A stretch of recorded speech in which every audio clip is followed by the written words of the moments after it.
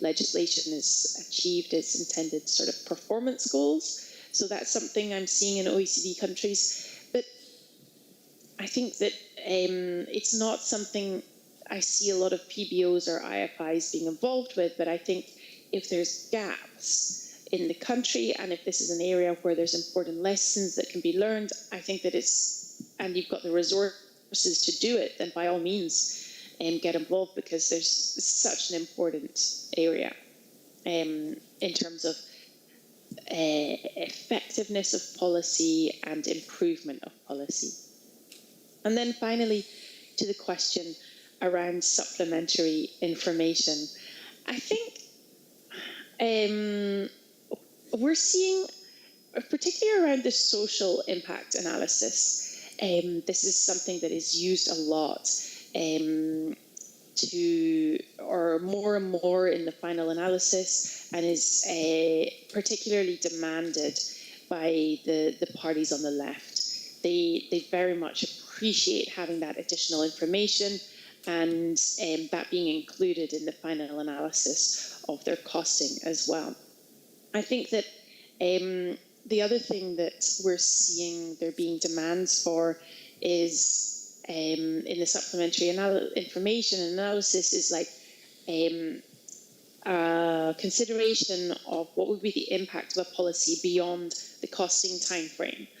So a lot of countries or institutions have got a set time frame for their costing, which is maybe 5 years or around that period.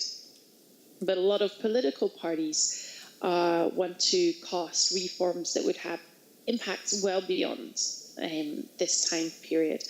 And so they get very frustrated because the 5-year time period just shows the costs of the policy, but doesn't show the longer term benefits. And this is particularly the case when we're talking about policies, for example, related to climate, which have longer term important impacts. And so more and more in that supplementary information, details around what the anticipated impacts would be beyond the initial 5 years or the initial costing period are being used more and more by politicians in terms of communicating around their policies and the sort of trying to demonstrate that there are longer term benefits in addition to the costs that are being highlighted by the independent costing. So hopefully that's helpful for you. Thank you, Nicole. Let's give it up for Nicole, please. Now, last, not the least, for this first session, session 6B, I believe is very important to us PBOs for what we do for our respective parliaments and or legislative budget offices. So we're going to call on the presenter to present, and then after that, I will call upon the discussants who will throw more light on the topic. Artie, can we bring on board Dr. K. Brown of the Collaborative Africa Budget Reform Initiative, please?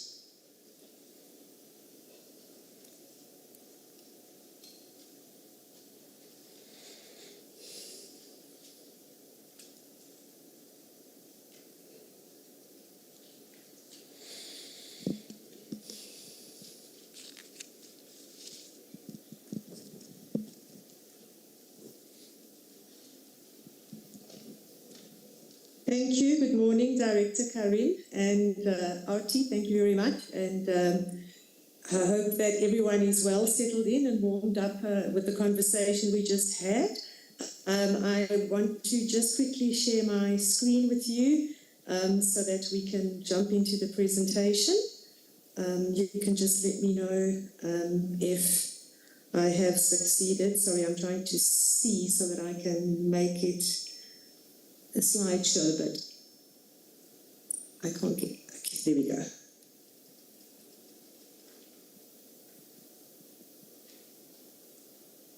Thank you very much. So I think we are going to talk about the amendment of money bills, evidence and effecting change. First of all, though, to let everyone know who we are, I hope you do know who CABRI is, but in case you do not, we're the Collaborative Africa Budget Reform Initiative, and we're an international Africa organization that works with ministries of finance to strengthen public finance capabilities and systems in Africa. So our vision, I think you can see, is to ensure that we have integrity, transparency and accountability for efficient and effective service delivery, growth and development.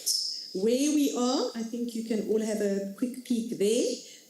Many of your country's ministries of finance are members of CABRI. And those that are not are, of course, welcome to join and encouraged to join. A quick snapshot of our work throughout Africa in our last period of strategic planning. And in the cases where you see the hatched colouring, we have more than one programme.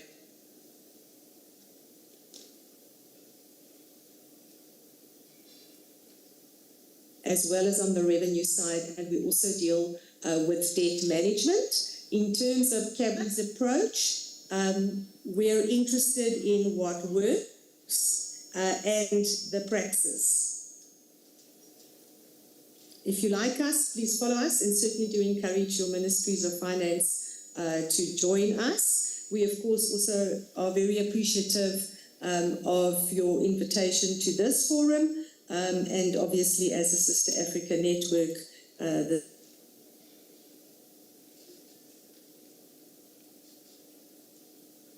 we want to focus on beyond the costing and statistical modelling. So I think in the previous presentation, we got a lot of detail regarding different aspects that can be considered in terms of costing. The point well made that the most sophisticated model doesn't always give you the best answer. And from our perspective, the important thing is not about the fanciness of the modelling, but the kind of decision that is made around that in terms of policy and policy implementation, and how that actually makes sure that we have sustainable development and service delivery. So perhaps to take a slightly different tack on how do we ensure that once you have, let's presuppose, you have all the information you needed, how would you ensure that you actually get traction? And it might be that you have lots of information, you've presented it, and still you're not having the type of conversation and discussion in Parliament that you would wish for, and the type of decision that you would wish for. So just a quick reminder that it's always worth looking at the mechanism for amendment that you have in your country, and you may have different mechanisms. We all know there are different parliamentary systems, whether it's more presidential, whether it's more like the Westminster system, but there are certain aspects of them that do assist in terms of whether or not, or allow the powers, give you the powers to make certain decisions, or the members to make certain decisions, and obviously by extension yourselves as parliamentary budget officers in terms of advising your members of parliament and providing them with the guidance. So you have systems, some systems which allow only approval or rejection of money bills, for example, whether that be money bills on the revenue side or expenditure side. Most countries do allow amendments, and these amendments may be guided by a separate fiscal responsibility legislation, which, for example, would give you golden rules around not increasing your debt levels above a certain percentage of GDP or something like that. In other countries, you don't have fiscal responsibility legislation as a separate piece of legislation. However, there might be other rules regarding amendments. These rules could be within a separate amendments, money bills amendments piece of legislation, for example. You get various kinds of rules. Just a quick reminder here, I'm sure you're all aware of them. Rules around neutrality. You may not increase the debt if you're already at the ceiling. For that, then you have to have neutrality in your decision making. If you're adding somewhere, you're taking away somewhere else. You need to offset. Rules around proportion, whether there's a ceiling or a percentage. Different rules for different categories of, for example, of tax types, how you may or may not amend them, or how you may or may not amend make amendments with regard to different kinds of expenditure, for example, the powers to attach conditions or to specifically earmark something. Maybe that would be time bound, and just in reference to the questions that we had just now, just before I started, that may be time bound and may also then be related to some sort of an assessment or evaluation, for example. Broadly speaking, these amendments that are made to policies or appropriation bills that are presented before Parliament are a space where essentially what the executive has tabled is kind of being renegotiated or discussed. And that might be earlier in processes, that might be later in processes. Just to put this up here, I'm not going to go through all of it in detail. These are the powers that you may have for changes in your system. If you look at the bottom, you have almost no powers, and as you go up the table, the level of power increases. So, for example, right at the top, there is the ability to change the fiscal stance, which essentially means that you may change everything about a budget. For example, you can change on the spending side, on the revenue side, and even affect the level of borrowings. In terms of the bottom a block there, you may recommend changes, but only in the outer years. So as you look across these, you can also see those rules regarding proportionality, ceilings, and so on, that could be applied. So for each country, you have different powers, and it's sometimes worthwhile to look at this whole list again. You might have all these powers, but these might not be powers that are being exercised currently, owing to the way in which information is being processed in the parliamentary procedures, and certain areas might just have lifted, others might be something that one could revisit. So we also, I think, are all aware that the power to change one decision may affect the power to change another. So, for example, if you have the power to change the fiscal framework, you also then, by definition, have the power to change both on the spending side and the revenue side. Within one system, you might have a sequence to decision making, so that you need to make sequentially first the decision regarding the fiscal deficit, for example, and then once that is agreed on, then the decisions both on the spending side or the revenue side.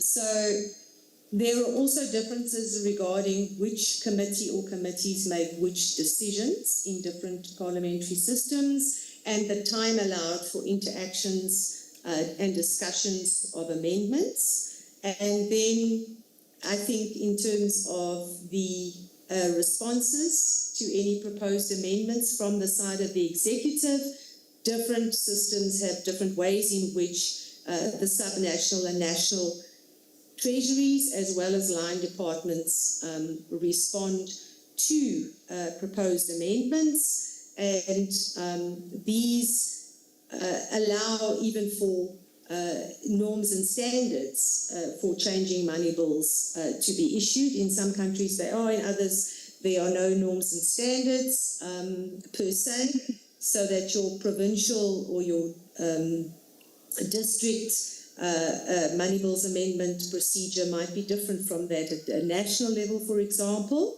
All of these, but only for the important point that part of the reason that you might not, as a PBO, feel that you're optimally able to direct the conversation of your members and assist them in prioritizing the most important decisions that need to be made might be owing to the mechanism of amendment or the system design. And so it might be worth considering whether or not the way in which some of these elements are practiced can be changed within your context. So I think the mechanism for amendment does matter, and the kind of context that poses for a question is also important.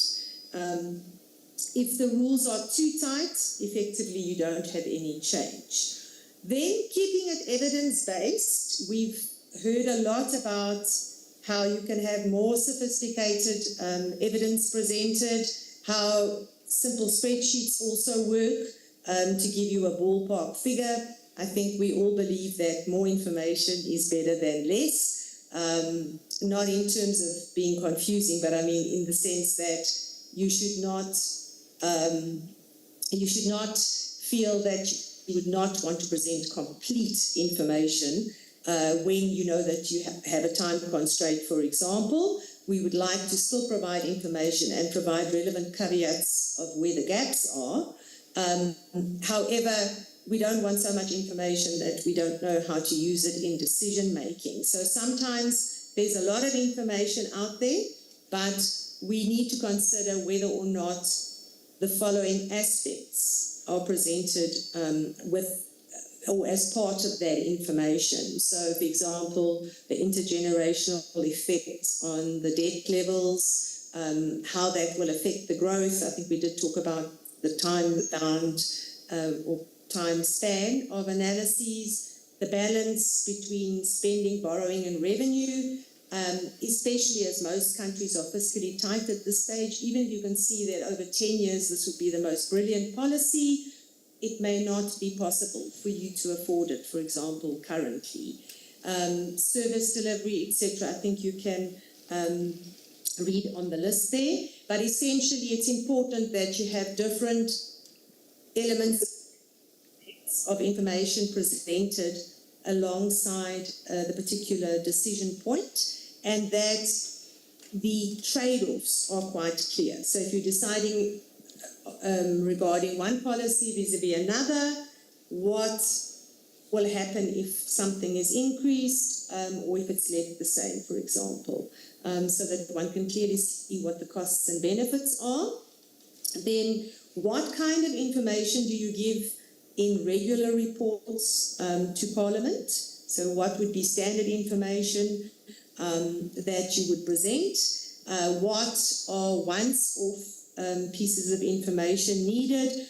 We need to look at what you give to Parliament as PBOs and what other parliamentary reports there are. Then who can give more access to information?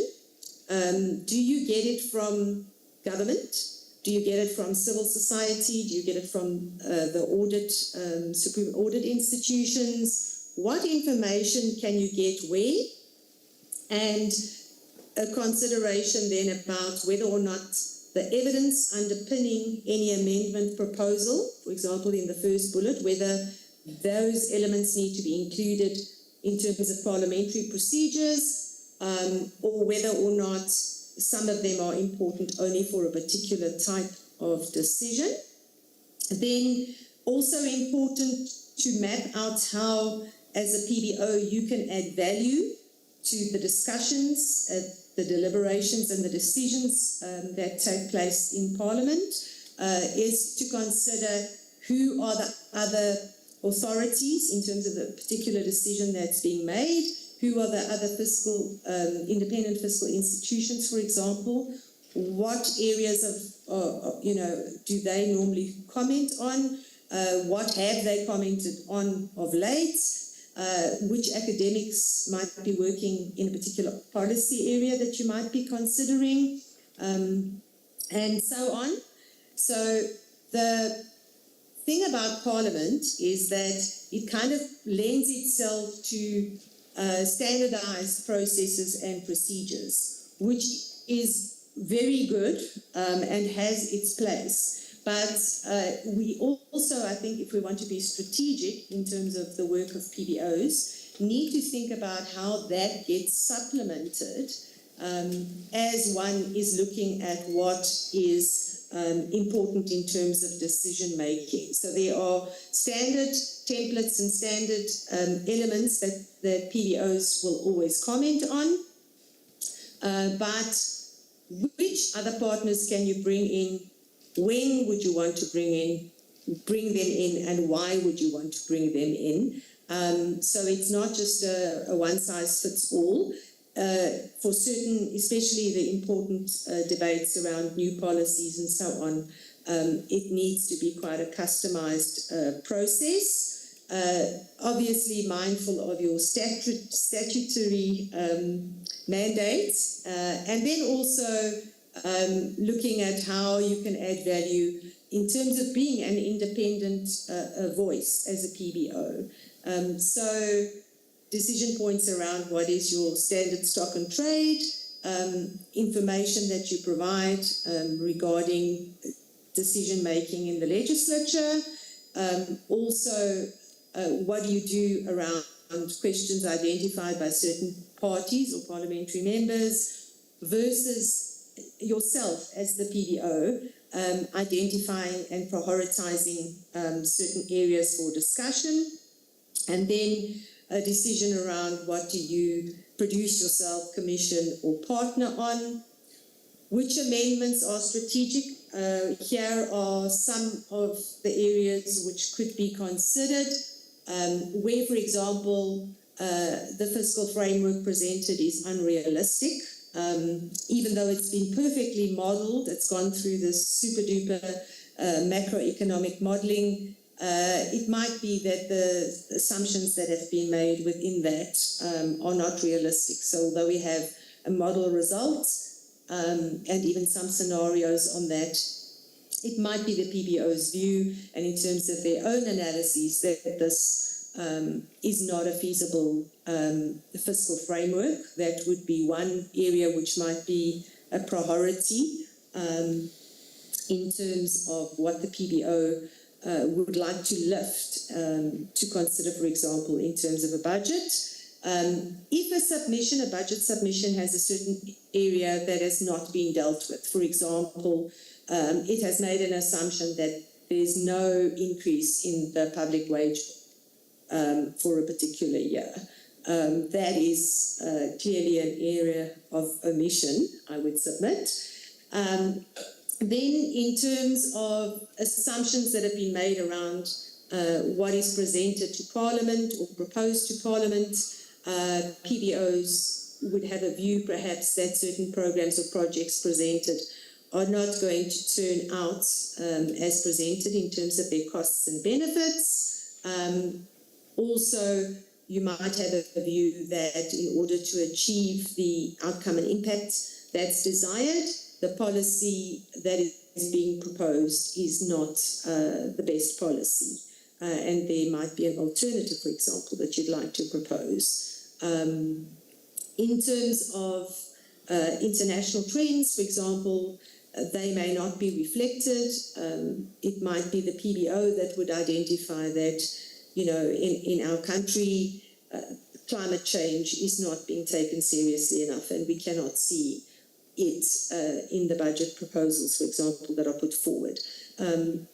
So the key question then is, how do you identify the big issues that the PBO must keep trying to push forward and trying to convince members regarding the critical need for certain amendments, because we all know that within all of these processes. PBOs are very active, and you have reporting on lots of pieces of legislation and all of aspects of a budget, for example. But how do you, as the PBO, place yourself in the position then in terms of what you prioritize, who you partner with, so that you can get a decision or focus a light on a particular area and bring to bear particular evidence and important information that really leads to an optimal deliberation and decision that is taken by parliamentary members. So with that, I'll end. Thank you very much.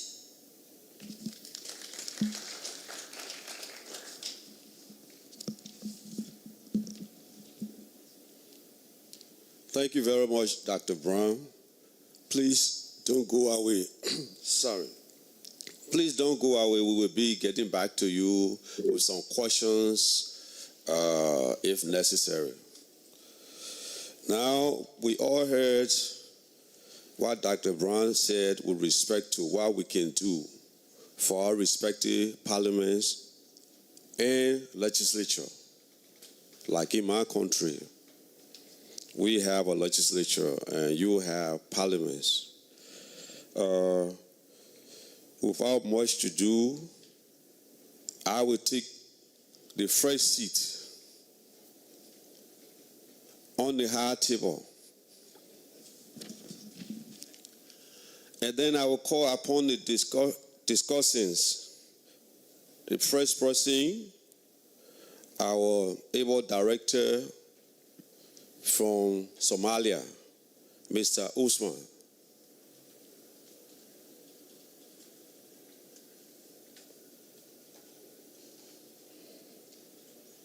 The second discussant is my own fellow West African, Mr. Jimisa. Third, Mr. Motunu from Kenya PBO. Thank you.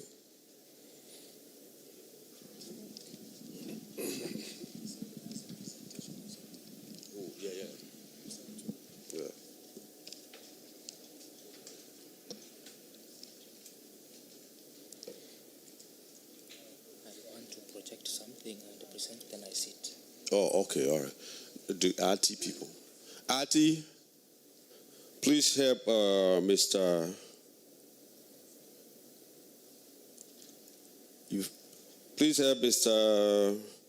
Motunu of Kenya PBO. Before he starts, I just want to say again, in our own jurisdiction in Liberia, what we do to help our legislators, our budgetary process, first of all, starts with the executive. The executive prepares a budget, and our draft budget is sent to the legislature. Before the legislature can consider the draft budget, we at the LBO do an analysis of the draft budget. If any issues we discover, we make notes, and we present those notes to our legislators, especially members of the Ways and Means. When that is done, it is possible, based on our analysis, the draft budget could go up, that is the figure, or it could go down, depending on how our analysis will say. And in the event that the legislature decides to increase the numbers, that will have to be done in conjunction with the Ministry of Finance, which represents the executive. In case the budget is approved by the legislature and then it goes to the president, if the president doesn't see a fit to affix his signature, he will send it back to Capitol Hill. And in the event that the legislators believe or feel that whatever figure they added to the budget or subtracted from the budget, they will send it back to the president. And the president has the right to either veto or agree to whatever amendment the legislators will make. So that's how it is like in our own jurisdiction. Mr. Mutulu, you can now go ahead with your presentation. Thank you very much. Allow me to share some perspectives on how we consider this question of money bills from the Kenyan context. From the two presentations, you realize that various jurisdictions, they make different considerations on what a money bill is. So for the case of Kenya, the definition of a money bill is given in the Constitution. Article 114, Sub-Article 3 of our Constitution defines what a money bill is. Generally, this is a bill which has provisions which has an implication on the finances, the economy, and it has an effect on either the current budget or the future budget or both. So overall, that is how we look at a money bill. But specifically, when you look at that Article 114, Article 3, a money bill is a bill which makes provisions for taxes. In a broad sense, anything that deals with taxes, be it the main tax heads or fees, those are considered part of taxes. If a bill makes provision for imposition of a charge on a public fund, then that is considered a money bill. If a bill makes provision for a variation of that charge on a public fund or a repeal of a charge, then that is a money bill for our case. If a bill makes provision for appropriation of public funds, then that one also is a money bill. Raising, guaranteeing, or repaying of loans, any bill which makes such provisions, then that one is considered a money bill. But then you may have a bill which does not directly deal with those matters, but as a consequence of those amendments, that bill may deal with such matters in an indirect manner. That's why there's a provision which says, and the matters incidental to the ones which I mentioned in that section. So really this is the point for judgment and a deeper analysis. We evaluate the provisions and see whether, even if the bill does not provide for the taxes, imposition of a charge, variation directly, but as a consequence of that amendment, it may indirectly make provisions for those matters. Then that can be considered a money bill. Now, in terms of categorization, we find that for our case, there are two broad categories of money bills. The first one is the one which is part of the budget. Bills which come as part of the budget. The example is the finance bill. A finance bill is one which introduces tax policy changes in a particular financial year to raise additional revenue to finance the budget. What we mean by additional is there are tax laws in our country which we use to raise revenue to finance the budget. There is the Income Tax Act, the Value Added Tax Act, Excise Duty Act, and all the other tax laws. So when we do revenue projection, from those tax laws, we find that the government will raise a particular amount of resources. But when you look at the expenditures, you find that the expenditures are more. The other part of financing of the budget is borrowings, which is approved through the medium-term debt management strategy paper. So when you consider the financing part from the taxes and borrowings and balance with the expenditures, we realize that there is a small gap which requires to be financed. Then a finance bill comes in to introduce additional revenue measures to ensure that the budget is fully financed. So that bill, those revenue measures which it contains, are for the purpose of that financial year, but those amendments, once you amend the parent act, those amendments remain until they are changed. So this is not just a bill, it is ingrained in the budget process. So the consideration of the same then should have in mind that this is a bill which makes provision that affects the current budget and the future budgets until that is changed. The second one is an appropriation bill. Of course, once the budget has been approved, at the tail end you have the appropriation bill, which gives the legal authority for the withdrawal and expenditure of those resources which have been approved in the budget.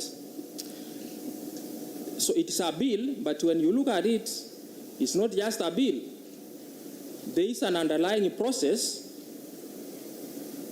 of which culminates into this bill, because you have the entire budget process, which starts from the inception, the discussions around public participation, the engagements in Parliament,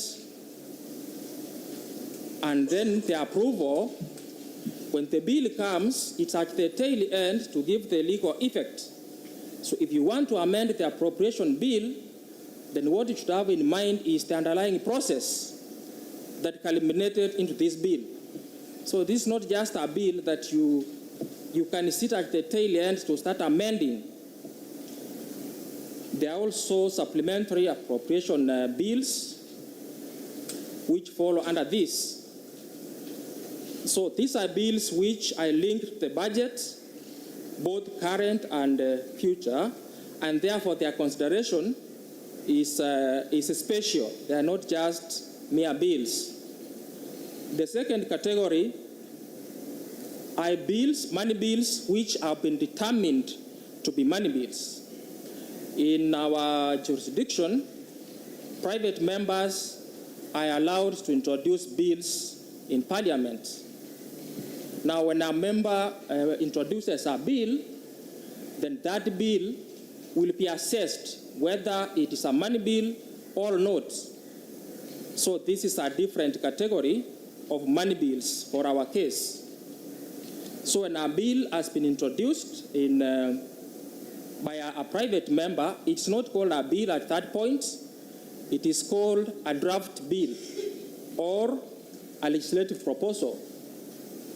So that proposal has to be analyzed and the Speaker to be advised whether that one is a money bill or not, and if it's a money bill, what is the financial implication for the Speaker to determine whether the Speaker can allow that bill to be published and be officially introduced in Parliament for processing.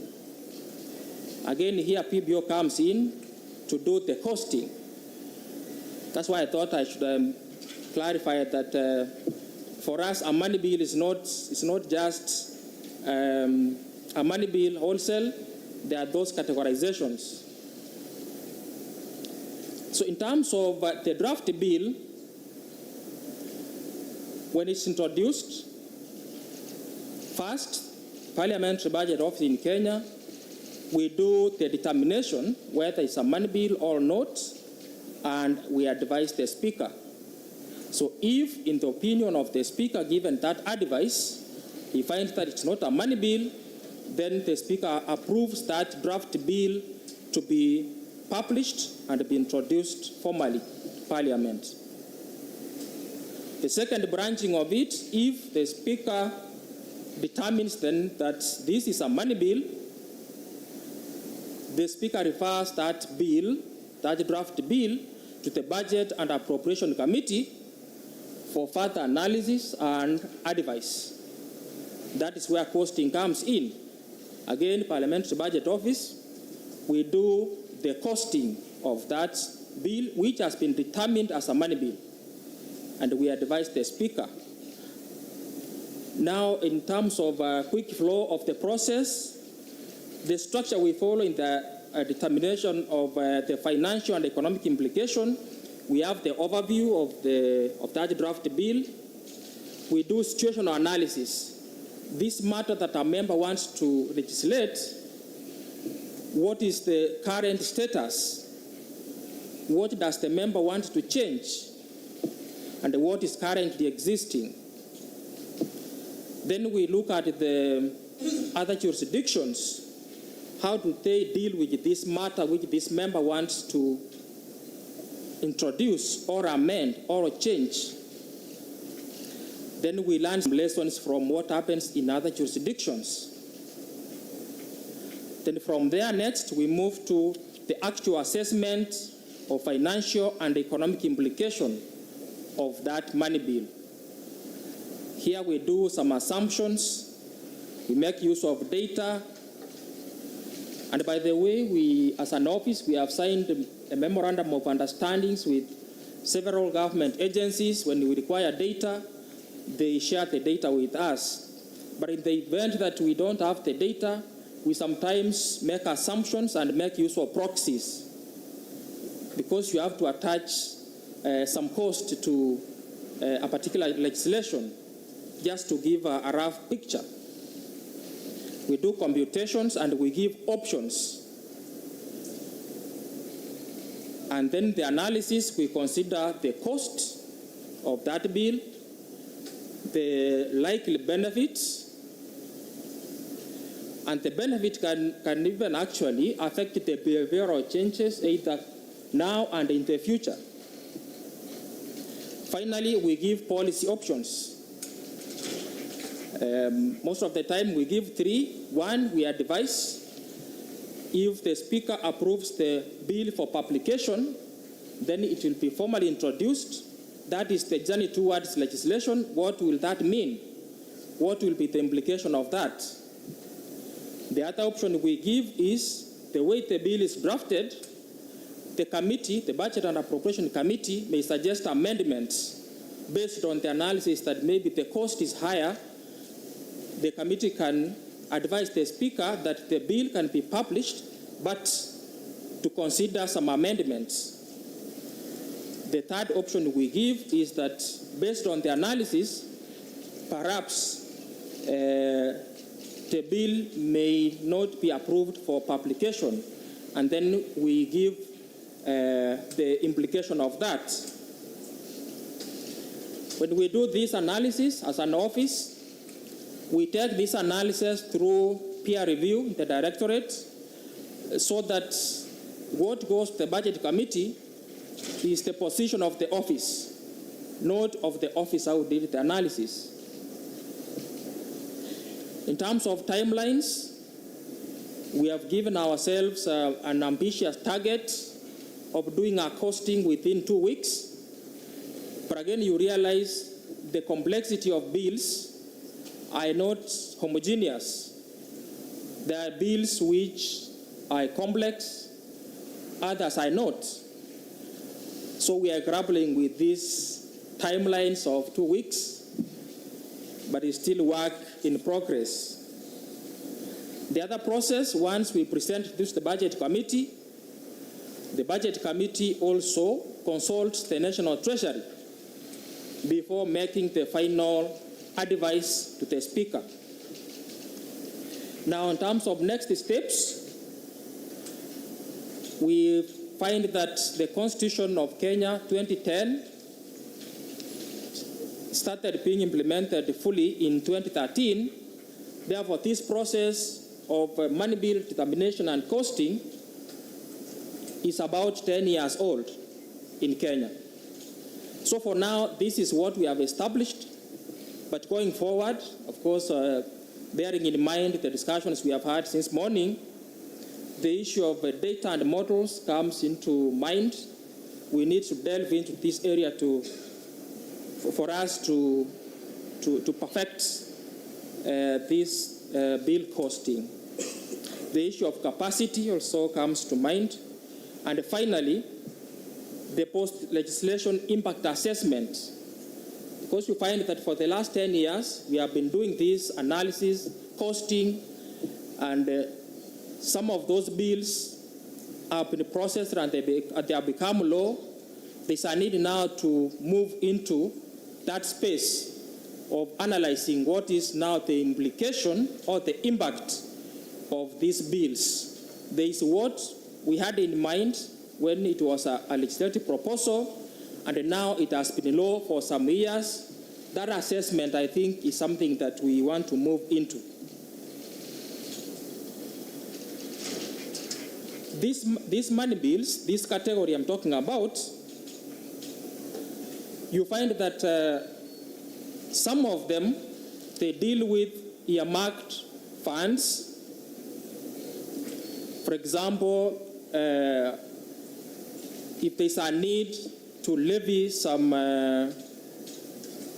taxes on fuel so that the money can be used to maintain roads, then that is earmarked. To give an example of road maintenance levy fund, that bill is a money bill and it is specific. It is an earmarked fund. Once that tax is levied, it's put in that fund for that purpose only. Another one can be on regulatory and control. For example, if a bill wants to introduce a council to deal with a particular matter, then it can be looked at in that way. Some of the problems you find with this type of bills is when you earmark funds, it means you are ring-fencing some resources which are not free to be appropriated for other things. So this causes budget inflexibility. The other issue we find is that there's weak oversight. Because once we earmark a particular fund, then the oversight is taken outside Parliament directly. It is the ministry which oversees a particular fund because it's implemented by a parastatal which is under ministry. So you find that the Committee of Parliament does not have enough time or access to do direct oversight of this. The other issue is duplication. You find that structures are put in place to do some functions which can actually be done by the parent ministry. And in terms of the next steps, now when that assessment is done on the actual implication of these money bills, you find that these money bills actually, they affect the current and the future budget, which means the enactment of those bills now are creating expenditure pressures for the future budget. We are also in a space where the discussions about domestic revenue mobilization efforts and the optimalities around there come into play. If you are in that space, then you realize that the fiscal deficit actually will keep on widening in the future. And the discussion we had yesterday about debt sustainability then comes into play. So now the space of African countries, when you are in this place where expenditure pressures and the issues of domestic revenue mobilization leads to widening of your fiscal deficit, and then you keep on grappling with the problem of debt sustainability, it's not a place where now Africa can talk about the agenda for 2063. That dream may actually be a nightmare. Thank you.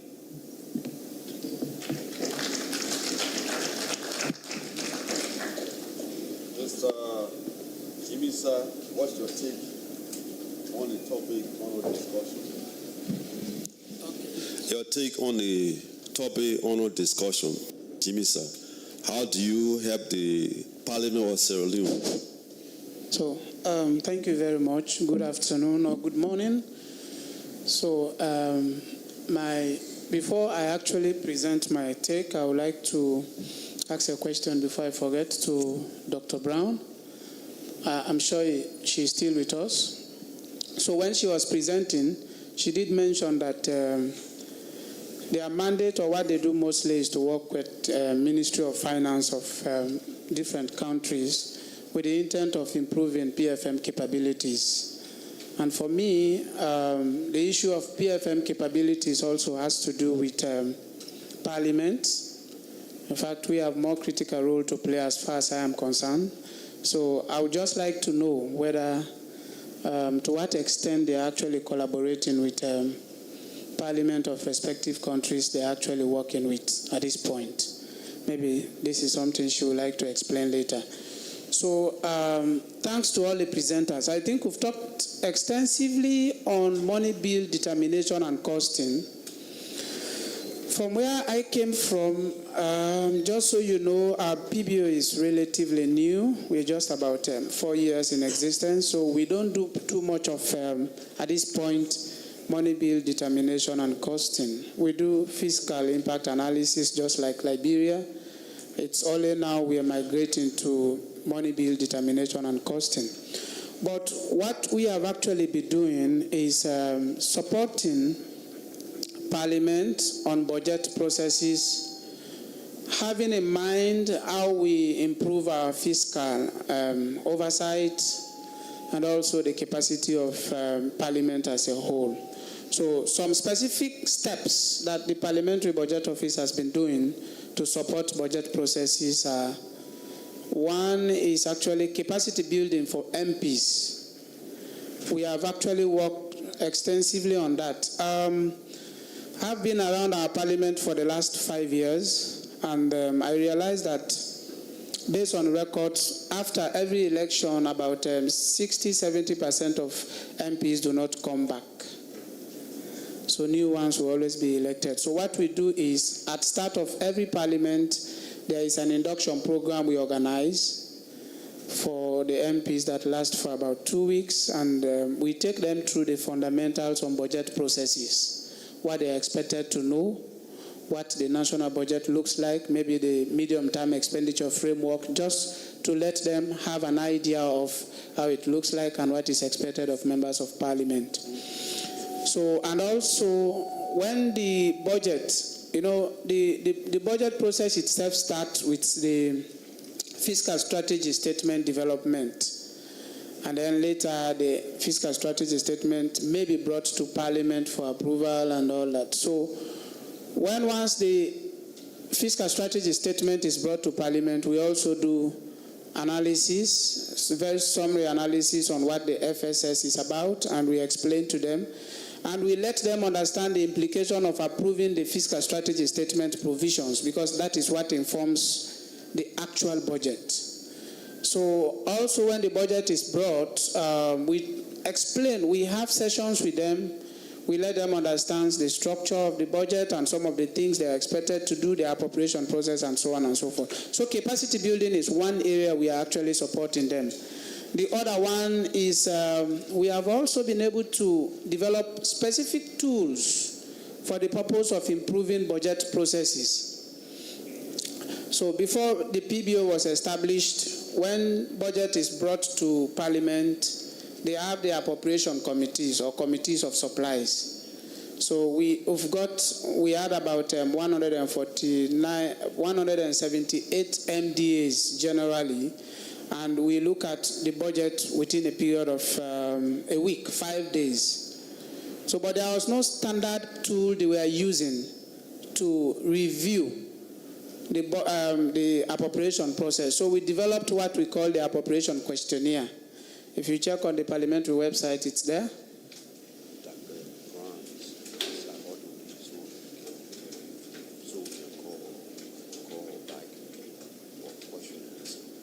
Okay. Okay, you want Grant?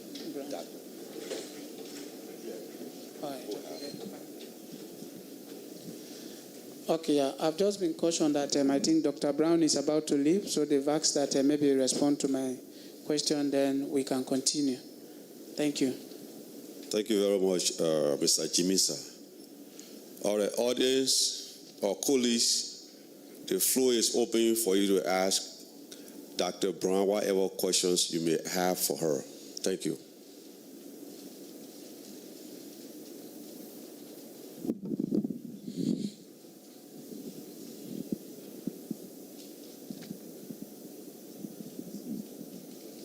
Anybody? Yeah, thank you, session moderator. Maybe perhaps mine is a quick one. Yeah, that was a quite elaborate presentation. My question was the issue of the principle of neutrality, which she has talked about at some point. So perhaps my exploration around will be the threshold of neutrality. What determines this neutrality? Because when we discuss figures, there will be something that will always jump up, or So when we are passing the neutrality threshold, what is the operative, and how has maybe principal regulation or legislation defined that? Because the issue of legislation is quite contestable.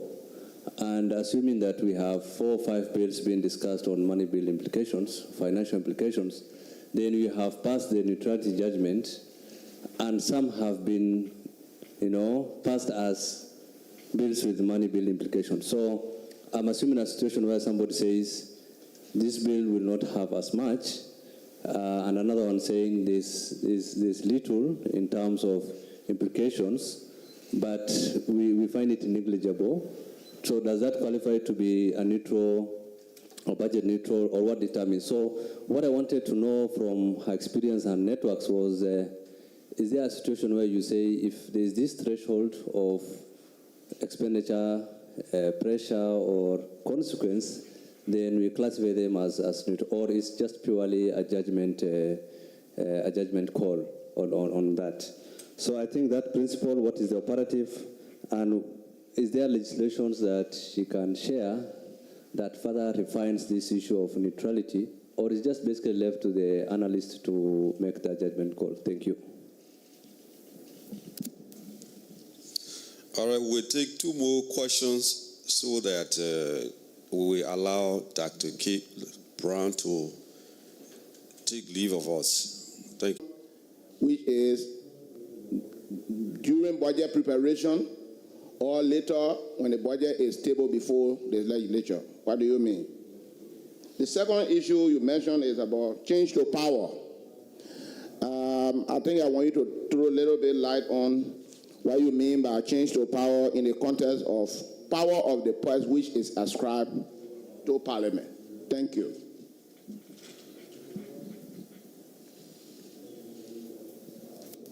Anybody else?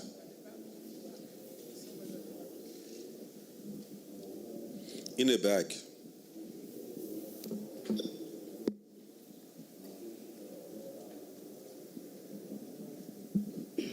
Thank you so much. My name is Salat from PBO Kenya. On issue of bills, apart from private members' bills, we have the government-sponsored bills coming to Parliament, sponsored by the government through the leader of majority or the leader of government business in the House. Some of these bills have financial implication that will disrupt the fiscal frameworks in terms of increasing the expenditure pressure, new taxation issues, and other things. some of these bills are given priority as opposed to private members' bills. Some of these bills sponsored by the government escapes from the scrutiny of PBO. So my question is to the panelists, does the African PBO have a role in scrutinizing a government-sponsored bills that are most of the time given priority compared to private members' bills? Some of these bills have effect on the fiscal framework and lead to additional expenditure requirement and affect the budget. Thank you. Dr. Brown, are you there? Yes, I am. Thank you very much. And humblest apologies that I do have to leave. I'm very sorry about that. Conversation is extremely interesting and thought-provoking. However, maybe just to jump to try and answer the questions as best I can.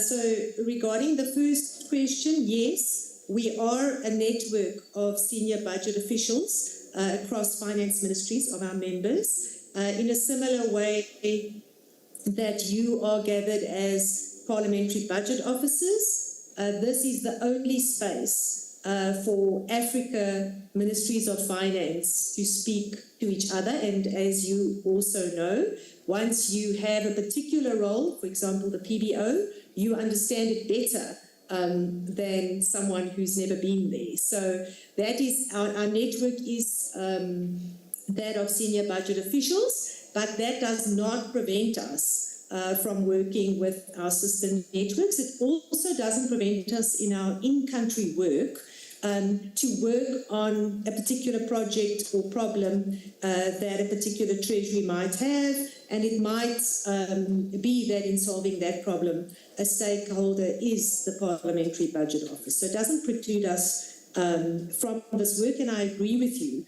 There are important synergies in what the Treasury should be trying to achieve relative to what a Parliamentary Budget Office wants to achieve. Then in terms of neutrality, I think that was my sort of summary statement, but what I meant by that was that you may have rules, fiscal rules in a country which prevent you from, for example, changing the overall expenditure amount, which says if a money bill is presented, an appropriation bill, you may not change the bottom total. You may only, for example, decrease it, or it might say if you increase something, you need to decrease from another vote.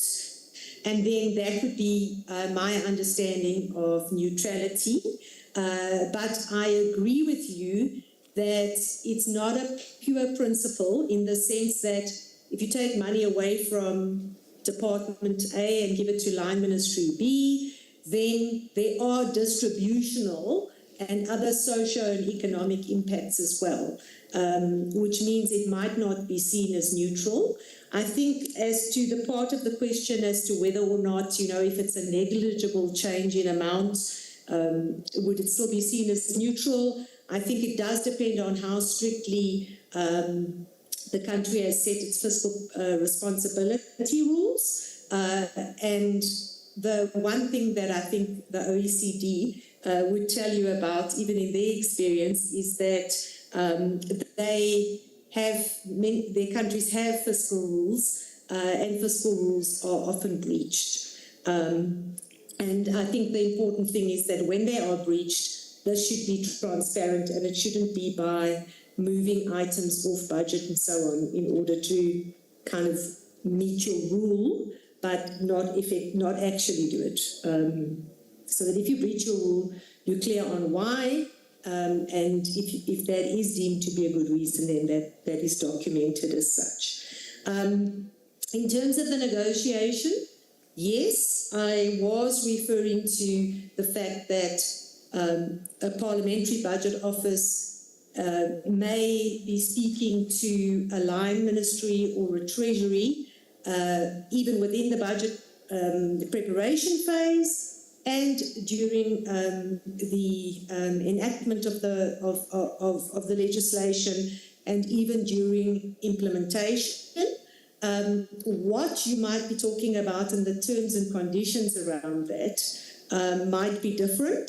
But yes, the discussions around what's possible, what's not possible, when you know a line ministry is starting to work on a particular policy, you wouldn't only know that when it's presented as part of a budget, for example, or the policy itself is presented.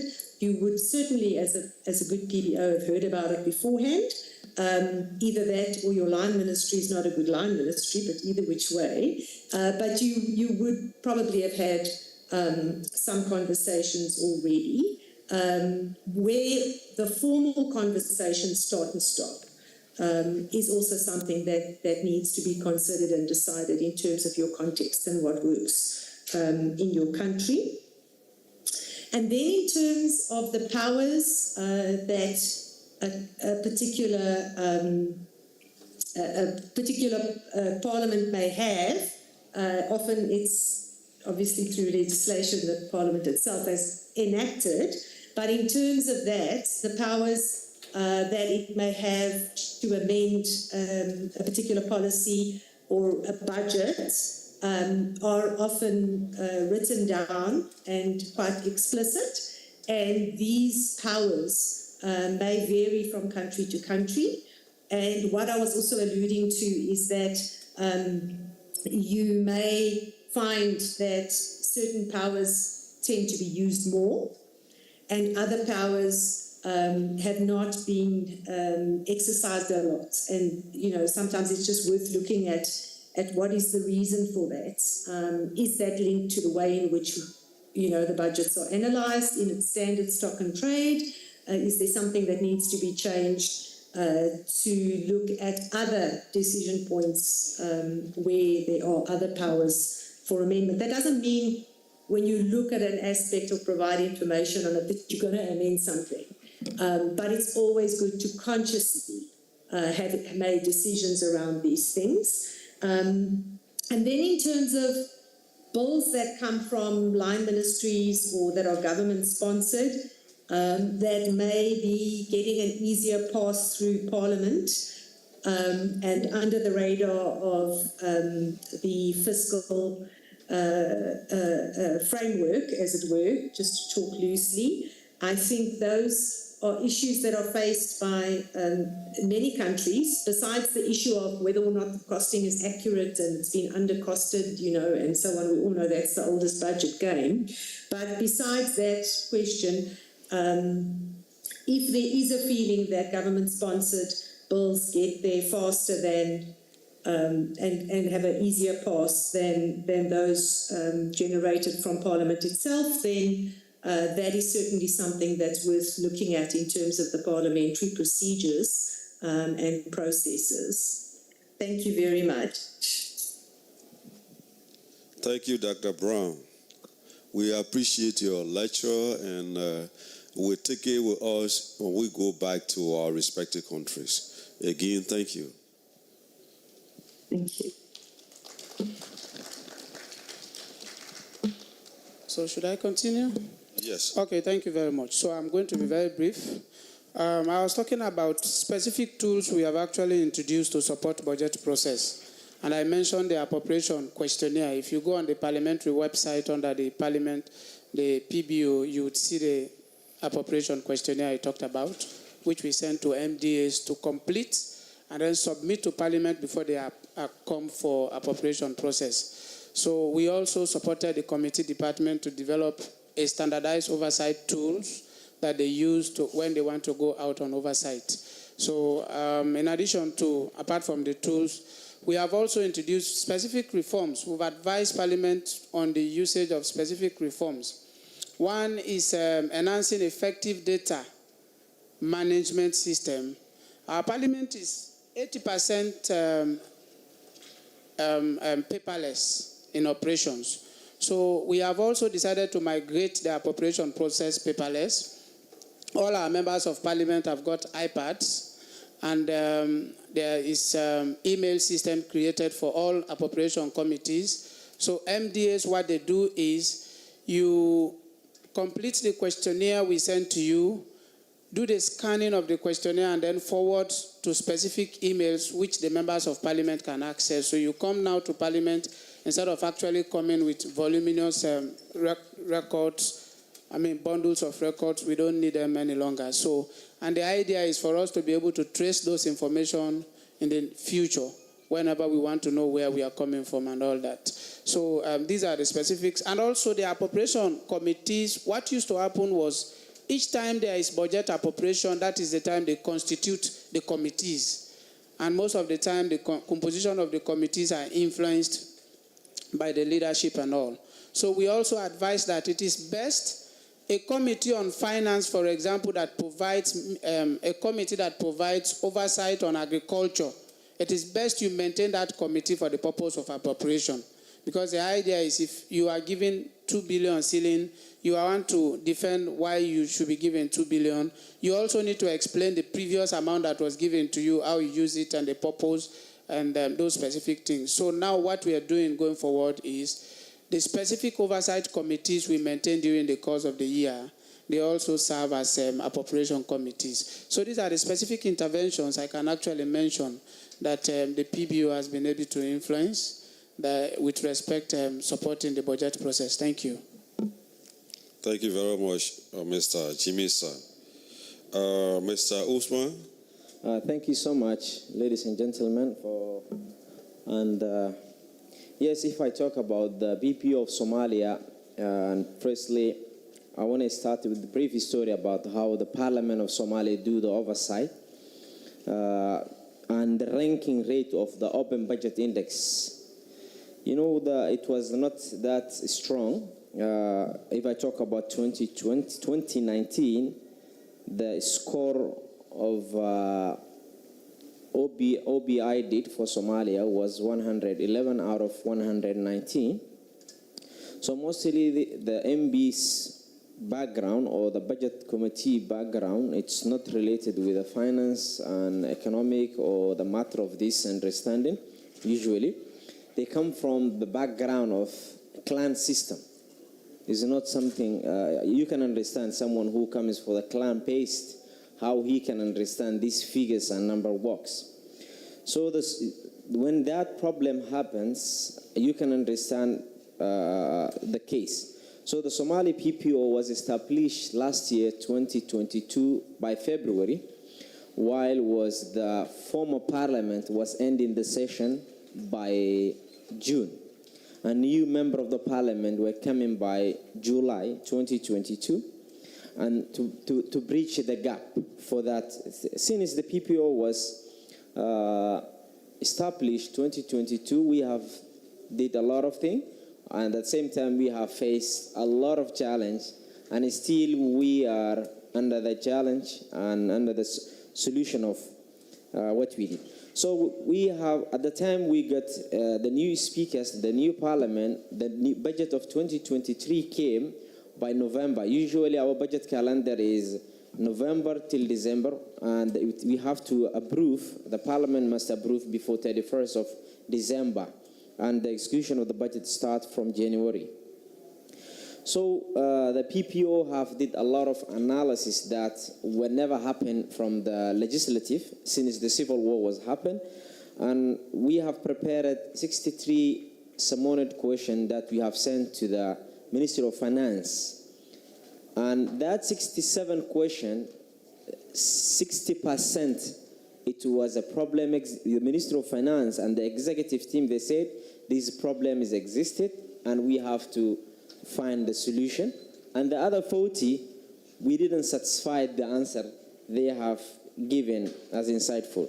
And also we have prepared a budget review analysis, the impact that created for the COVID-19 through the Somali economy. We have also prepared the Russia and Ukraine war, the impact that has caused for the Somali economy, and also the impact that has caused the transition of election time.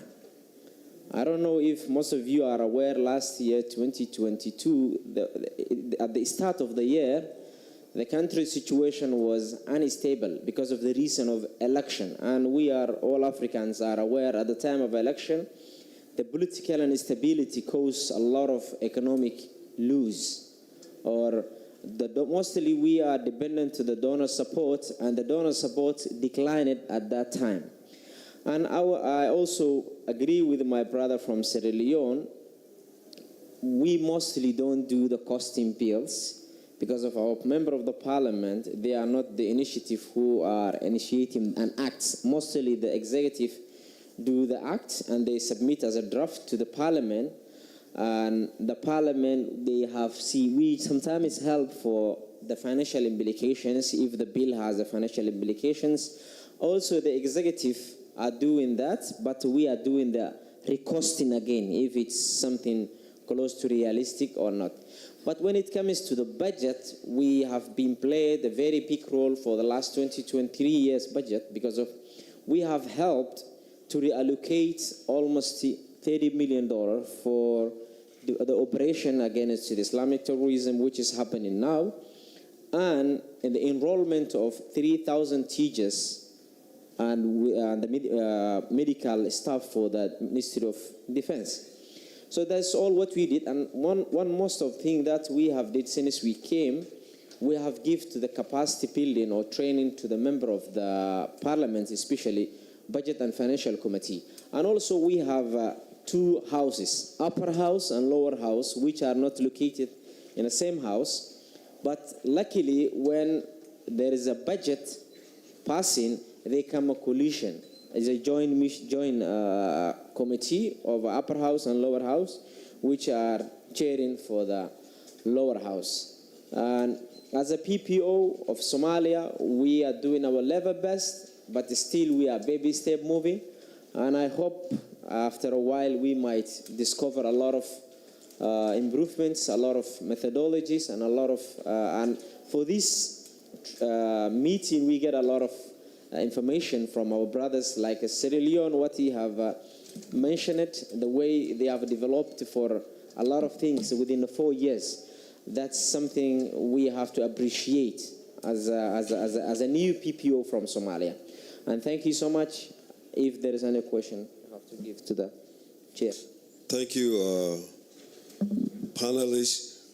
I appreciate your contribution so far, but because we are pressed with time, I think during our lunch period, if anybody has questions, you can ask the discussants, because we supposed to be we should have started the next session about 12 minutes ago.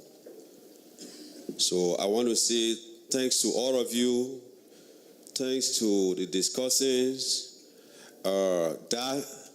Thank you also for asking me at a moment's notice to come and coordinate this section. I appreciate it. Before we get done, I want us to do it the Liberian way, to appreciate these people. In Liberia, when our president goes to give an annual message, this and that, when he's done, we do a clapping that will last for like 2-3 minutes. But again, as I said, we are pressed with time, so we just do it for 2 seconds.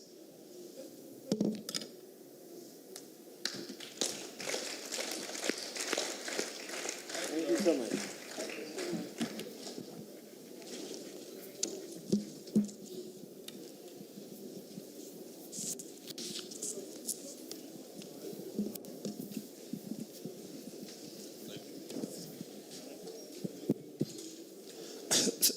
Thank you very much, our distinguished panelists. I think we break for tea, 15 minutes, then we come back for the next session. Thank you.